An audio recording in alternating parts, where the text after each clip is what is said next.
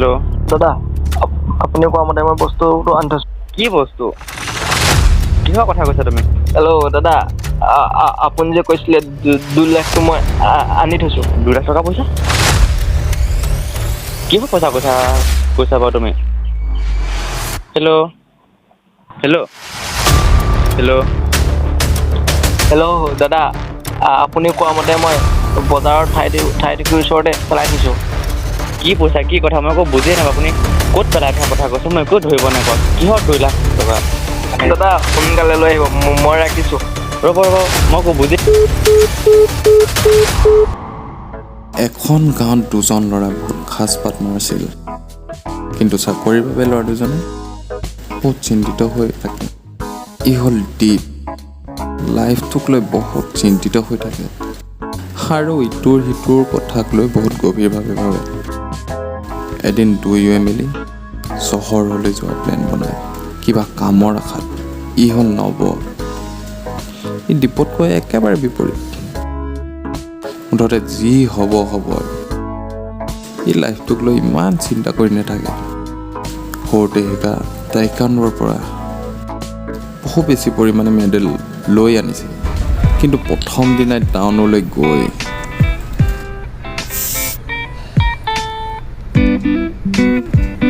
লাইফত একো কৰিব নোৱাৰিম নেকি বে? আৰে চিল। আৰে সকলো ভাগ্যতে আছে, জাষ্ট আমি ধৰিব পাৰিব লাগিব।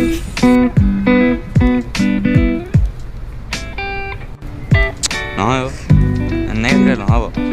কিবা এটা নহ'লে কিবা এটা কৰিবই লাগিব। আজিকালি যিহে বস্তুৰ দাম আচলতে কঠিন হ'ব।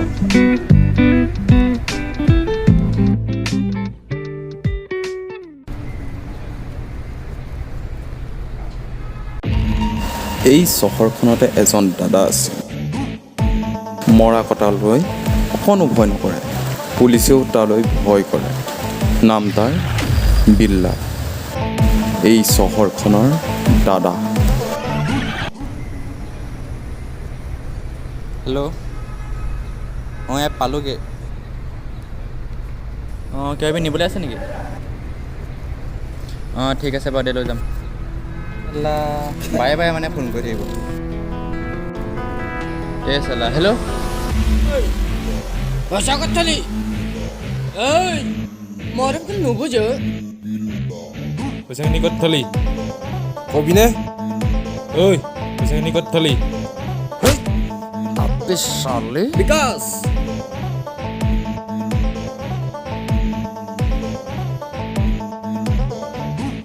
যদি পইচাখিনি তাতেই থৈছিলি, কোনে নিলে? দাদা মোক এবাৰ লাষ্ট চান্স দিয়ক। পইচাটো মই গোটাই আপোনাক ঘূৰাই দিম। এবাৰতো পইচা গোটাবলৈ তই 2 মাহ ল'লি, আৰু কিমান দিন লাগিব তোক পইচা গোটাবলৈ? নেক্সট টাইম আৰু এনেকুৱা নহয় আৰু মই সঠিককৈ আপোনাক ঘূৰাই দিম। নেক্সট টাইম পইচা গোটাবলৈ তই এই পৃথিৱীত নাথাকিবি চাগে।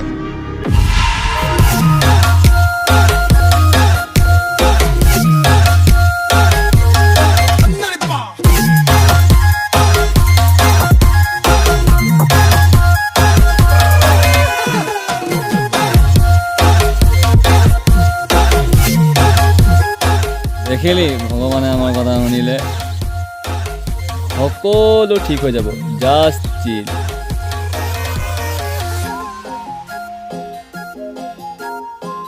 যদি পইচাখিনি বিচাৰে তেতিয়া টেনশ্যন নলবি, জাষ্ট চিল। আৰে সময় আহিলে ভাবি ল'ম। আৰু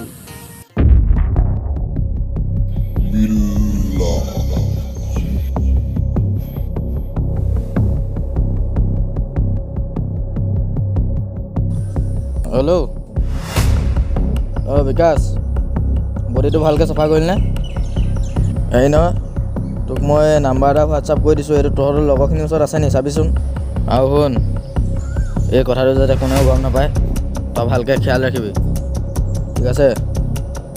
হ'ব দে।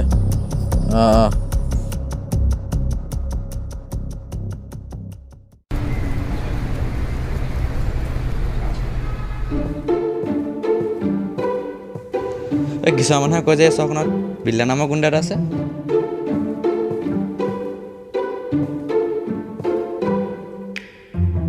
ইমান ডাঙৰ চহৰত গোন্ধা এটা নাথাকিবনে আনকি মই তাৰ চেহেৰা দেখিছোঁ কি তই যদি গমেই পাৱ মোক আগেই নকলি কিয় তোক আগেই ক'বলৈ তাৰ লগত কি ৰিলেশ্যন আছে আছে ৰিলেশ্যন আছে যদি পইচা কিনিতে আছিল আৰু ভুলকমে যদি আমাক দি পেলাই তেতিয়া ইমান নম্বৰ ভিতৰত আমাৰ নম্বৰে পাবনে চিন্তা নকৰিবি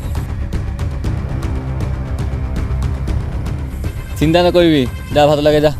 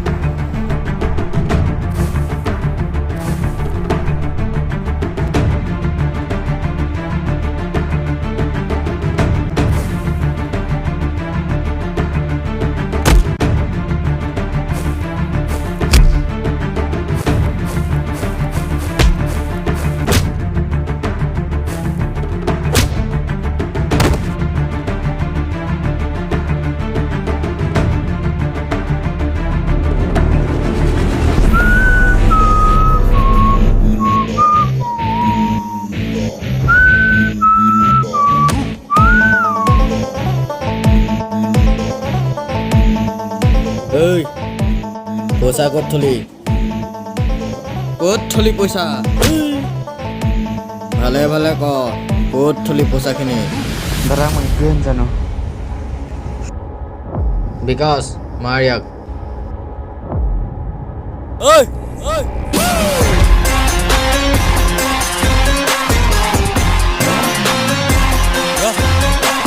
বিকাশ ইয়াক মাৰিবলৈ বাদে তাক মাৰ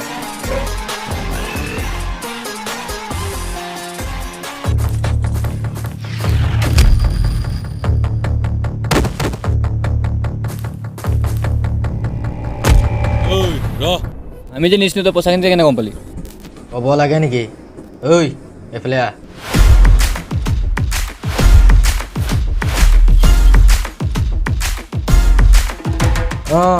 চিনি পাইছ নহয় ইয়াক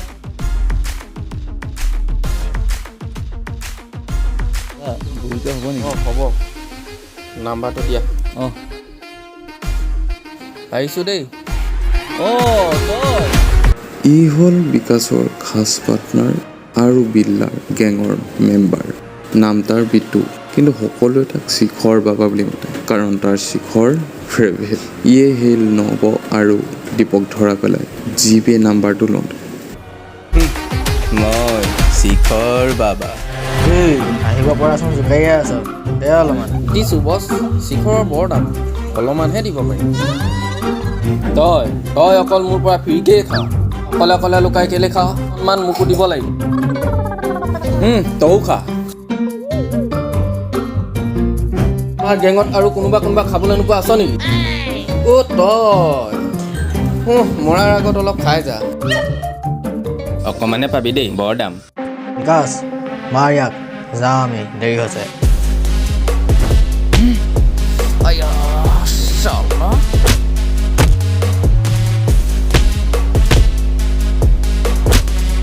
অংকুশ আহি থৈ যা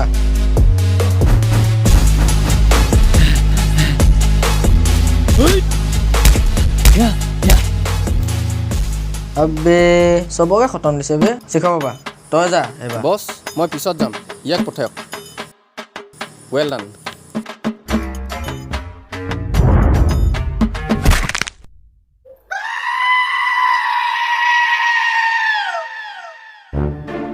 বছ আবে ইয়াক দিলে বে শিখৰ বাবা তই যা বছ মই চশমা খুলি যাম নে ভালকে দেখি পোৱা নাই আবে খুলি যা না বে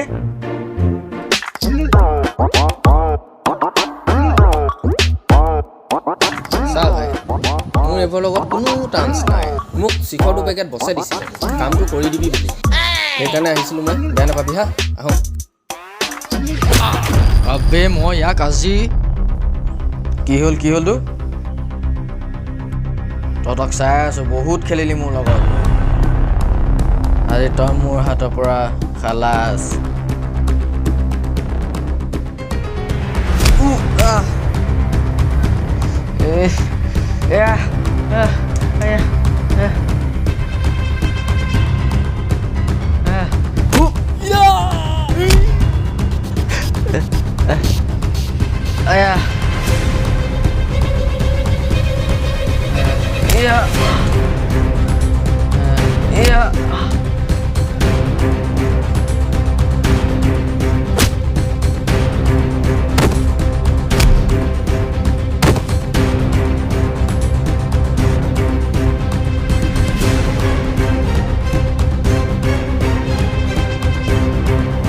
এই পইচা আছিল